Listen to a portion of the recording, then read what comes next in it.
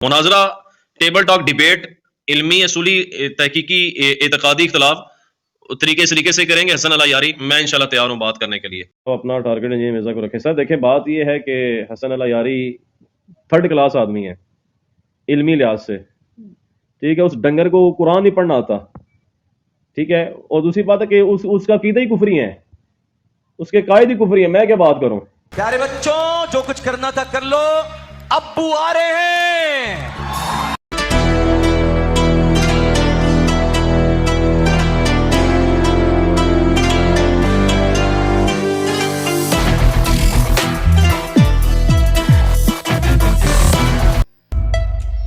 جی تو عزیزان گرامی قدر، ابھی آپ نے یہ دیوگدیوں کی راکھی ساونت اماد الاسلام کو مختلف مقامات پر یو ٹرن مارتے ہوئے ملاحظہ فرمایا. ایک مرتبہ کوئی اسلامک جرنلسٹ جنید رحمان صاحب ہیں، ان کے چینل پر جاتے ہیں اور آغا حسن اللہ یاری اور انجینئر محمد علی مرزا کے بارے میں ایک سوال ان کے سامنے رکھا جاتا ہے. اس سوال کے جواب میں انہوں نے اندر اپنا حصہ ڈالنے کی کوشش کی کہ جی حسن اللہ یاری صاحب کے ساتھ میں مناظرہ کرنے کے لیے تیار ہوں. جب وہ ویڈیو مجھ تک پہنچی تو سب سے پہلے تو میں نے حیرانگی کا اظہار کیا. حیرانگی کا اظہار اس وجہ سے، دیکھیں ایک ہے غضب کی بات. غضب کی بات یہ کہ کسی کے ساتھ مناظرہ کرنا، اماد الاسلام کا کسی کے ساتھ مناظرہ کرنا. اب اس سے بھی بڑے غضب کی بات یہ ہے کہ حسن اللہ یاری کے ساتھ مناظرہ کرنا. اب ان غضب کی باتوں میں ایک لطیفے کی بات بھی میں آپ کو سناتا ہوں کہ اماد الاسلام جیسے بندے کا حسن اللہ یاری کو مناظرہ کرنا، یہ کوئی مذاق ہے؟ نہیں، یہ کوئی مذاق ہے کہ اماد الاسلام جیسا بندہ وہ اٹھ کے منہ اٹھا کے حسن اللہ یاری کو مناظرے کا چیلنج کرتا ہے. خیر جب وہ ویڈیو میرے تک پہنچتی ہے جس میں اماد الاسلام صاحب حسن اللہ یاری صاحب کو مناظرے کا چیلنج کر رہے ہیں، تو میں نے ایک ویڈیو بنا کے ایک پیغام دیا اس کو، یہ اماد الاسلام کو، اور اس کے گھر تک وہ ویڈیو پہنچی ہوئی ہے. میں نے اس کو یہ کہا کہ بیٹا بات سنو، ایک تو تم مناظرے کرنے کے اہل نہیں ہو، دوسری طرف حسن اللہ یاری کو تم مناظرے کے چیلنج کیے جا رہے ہو. اس سے پہلے تم حسن اللہ یاری کے چینل پر آئے بھی تھے اور اس وقت آ کہ تم نے اللہ یاری کے تلوے چاٹے، اس کی خوشامدیں کی. خیر وہ بات الگ ہے. تو میں نے ایک اس کو برادرانہ طور پر ایک اس کو مشورہ دیا. میں نے اس کو سمجھایا بیٹا مناظرہ کرنا تمہارے بس کی بات نہیں ہے، اور اللہ یاری کے ساتھ مناظرے کے خواب تو تم ویسے بھی چھوڑ دو. تم ایز اے اسٹوڈنٹ ہو، ابھی تمہیں بڑا وقت چاہیے اللہ یاری کے ساتھ اختلاف کرنے کے لیے. تم ایز اے اسٹوڈنٹ ہو اللہ یاری کے پاس، تمہیں عزت ملے گی، رسپیکٹ ملے گی، تمہیں علم سکھایا جائے گا، تمہیں کچھ دین کی باتیں سکھائی جائیں گی. خیر اس کے بعد پھر اماد الاسلام صاحب نے یہ خاموش رہنا ہی مناسب سمجھا، اور پھر جب اب اس نے اللہ یاری کو چیلنج کیا ہوا ہے مناظرے کا، تو یہ بات اب اتنی جلدی تو نہیں چھپنے والی تھی، کیونکہ سب لوگ اس کے علم، اس کی حیثیت، اس کی اوقات سے واقف ہے. سب سے زیادہ ادھر یوٹیوب پر اماد الاسلام کی علمی حیثیت اوقات سے جتنا میں واقف ہوں اتنا شاید کوئی بھی واقف نہ ہو. اس کی منافقتوں سے جتنا میں واقف ہوں شاید کوئی بھی اتنا نہ ہو. یہ اماد الاسلام بھی بڑے اچھے طرح سے اس چیز کو جانتا ہے. تو سب نے پھر اماد الاسلام کو، کچھ لوگوں نے ٹرول کرنا شروع کیا، اور کچھ لوگوں نے اس کے کومنٹ سیکشن میں جا کر یہ کہا کہ تم نے اللہ یاری کو چیلنج کیا ہوا ہے، اور اوپر سے میری بھی ویڈیو لوگوں تک پہنچی ہوئی تھی.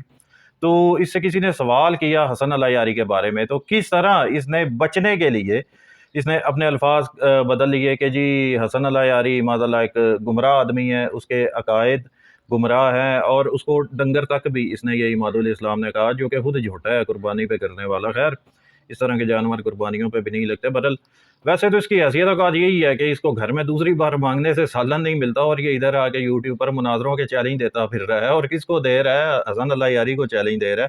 میں نے پچھلی بھی ویڈیو میں اس کو سمجھایا تھا کہ تم آج کل جس فرقی میں گھسے ہو، اس فرقی کے جو بانی ہیں، مثال کے طور پر اشرف علی تھانوی، خلیل احمد سہارنپوری صاحب، اور اس کے علاوہ اب اور بھی اس طرح کے اور بھی نام ہیں جن لوگوں نے اس فرقی کو پھیلایا، یا اس فرقی کو جن لوگوں نے سب سے پہلے ایک ہوا دی.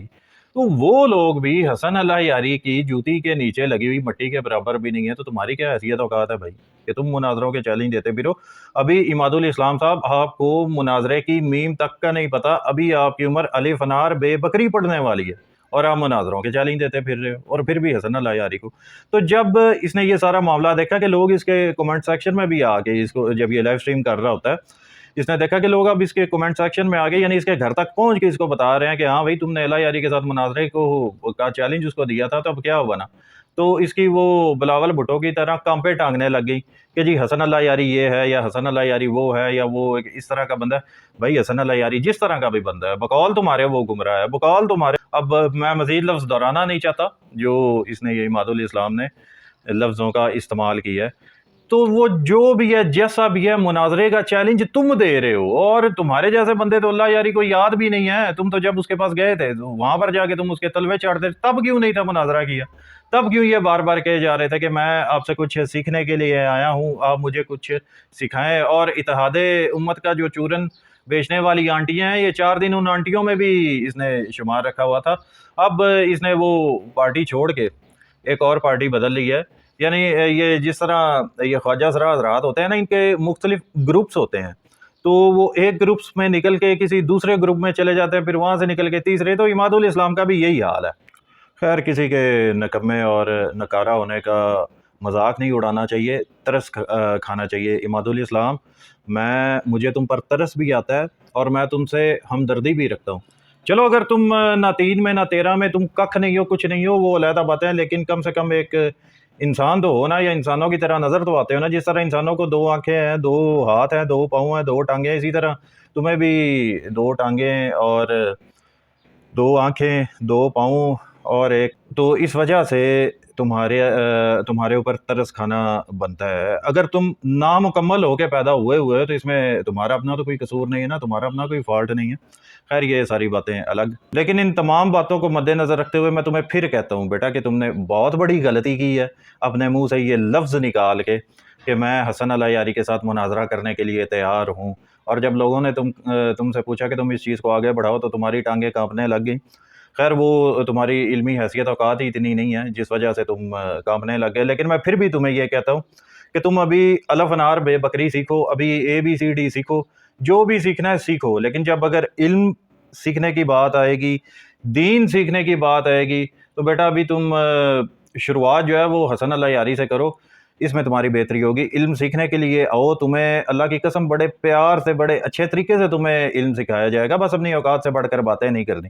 اور عزیزان گرامی قدر، یہ جس طرح کی حرکتیں یہ کرتا رہتا ہے، جو اس کی منافقت ہے وہ 110% میرے سامنے آشکار ہے۔ اس لیے اگر کبھی مجھے کوئی تھوڑا سا فری ٹائم مل جاتا ہے یا فالتو یا فضول ٹائم مل جاتا ہے تو میں اس طرح کے بندے کو ڈسکس کرتا رہتا ہوں، اور آگے بھی ڈسکس کروں گا۔ جب بھی یہ کوئی اس طرح کی چولی مارے گا، میں اس کو عماد الاسلام کو بالکل بھی اگنور نہیں کرے گا۔ باقی لوگ تو تمہیں اگنور کر جاتے ہیں، لیکن بیٹا میں عماد الاسلام تمہیں کبھی بھی اگنور نہیں کروں گا۔ میں قبر کی دیواروں تک تمہارا پیچھا نہیں چھوڑوں گا۔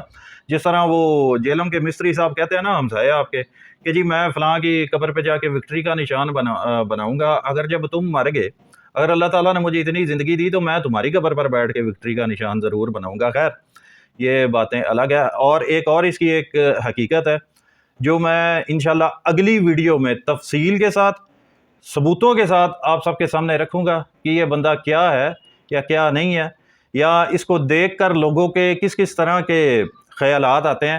ابھی آپ کو ایک ڈیمو دینے کے لیے یا ایک ٹریلر دکھانے کے لیے اب اینڈ پہ میں آپ کو ایک مولوی صاحب کو دکھاؤں گا جس نے جب عماد الاسلام کو پہلی نظر میں دیکھا تو اس کے سوئے ہوئے ارمان اس کو دیکھ کر جاگ گئے، اور آپ اس مولوی صاحب کی گفتگو سے یہ صاف اندازہ لگا لو گے کہ عماد الاسلام کس کیٹیگری کا بندہ ہے یا بندی ہے۔ آپ یہ ملاحظہ فرمائیں، آپ کو اندازہ ہو جائے گا، لیکن یہ بھی ٹریلر ہے، فلم بعد میں ضرور ریلیز ہوگی اور ثبوتوں کے ساتھ ریلیز ہوگی۔ اللہ حافظ۔ میری باری میں نہیں اورل سیکس کروں گا اگر تو بیچ میں بولا اورل سیکس تیرے ساتھ نہ بیٹا سوال ہے اورل چل اورل سیکس کرا لے تو آنا پہنا کروا کے بولیا گلو جو کچھ کرانا رہے بچپن